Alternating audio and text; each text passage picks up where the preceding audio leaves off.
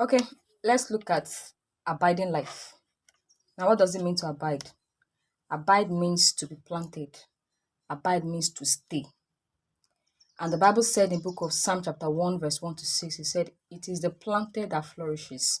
It is the planted that flourishes. That means if you are out of position, you cannot get nutrients. Until you are planted, you cannot reap what God has in stock for you.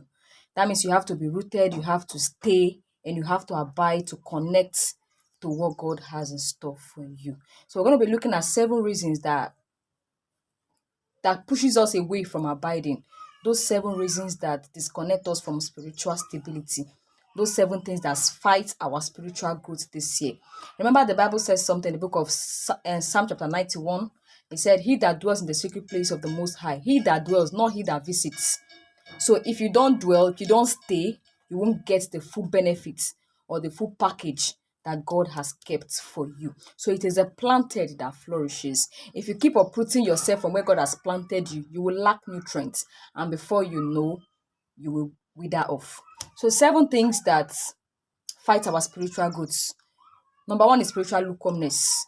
Amos chapter 6 verse 1 and Revelation chapter 3 verse 15 to 16. The Bible said, it's either you are cold or you are hot. If you are not cold or you are not hot, he said, I will spit you out of my mouth. So spiritual lukewarmness, when you are not spiritual alert, when you are just spiritually lukewarm, you cannot grow.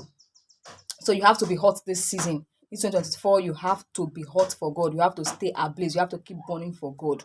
Another thing again that fights our spiritual growth is comparison. Comparison. Trying to use somebody else's yardstick to measure your own will not help you grow this year. Face your own call. Face your own road. Face your own map and take your own reward.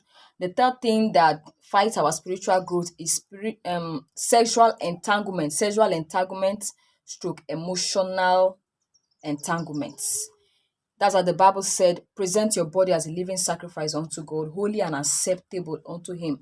Where the sacrifice is the fire, so let him consume us. So if you are not emotionally stable, or you are still having some sexual entanglement or defilements, you cannot grow spiritually. You cannot grow spiritually.